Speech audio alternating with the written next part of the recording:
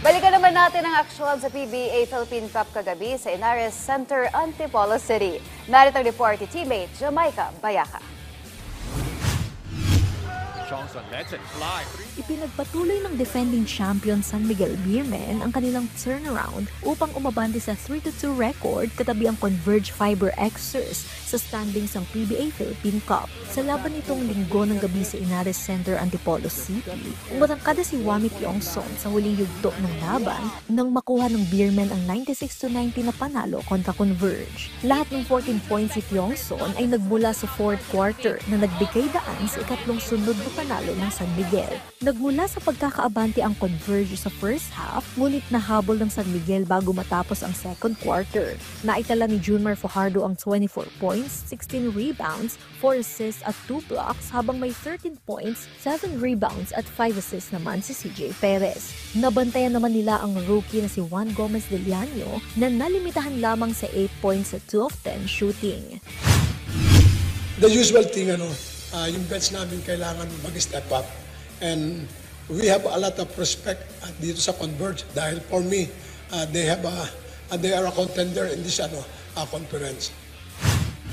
Important yung win namin ngayon kasi everyone's medyo tied one loss, so we made sure na we get this win. I think 5th na kami and then another baka nasa top 3 na kami. So actually coming from Dubai nga, lang kami, one day rest lang eh. So ang sabi ni Coach Leo na very important na mag-practice kami knowing na Converge is a contender. Tries to make his move.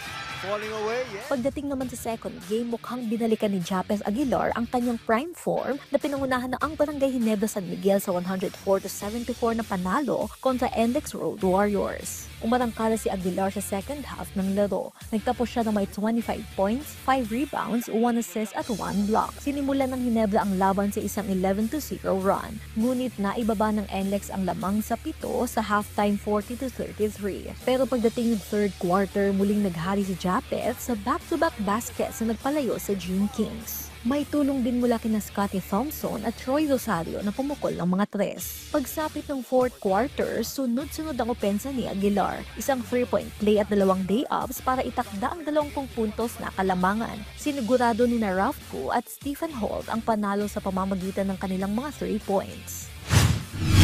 Our motto is we just gotta keep working hard and eventually things will turn around.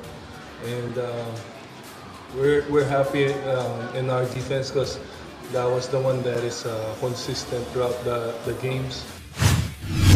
Sa panalong ito, naputol ng Gene Kings ang 2 sunod na talo at umangat sa 2-3 record. Ayon kay Barangay Ginebra head coach Tim Cone, hindi man naging maganda ang resulta ng kanilang simula sa conference. Sa tulong ng panalong ito, umaasa ang team na mas makakabawi pa sa mga susunod na laro para sa target na makasama sa playoffs.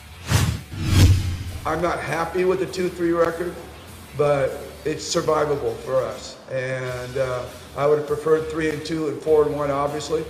But that might have been too much to ask against all those teams. Hopefully we can get to the playoffs and get another chance at them. Magpapatuloy ang mga bakbakan sa Miyerkules, November 5 sa Ninoy Aquino Stadium. Jamaica Bayaca para sa atletang Pilipino, para sa bagong Pilipinas.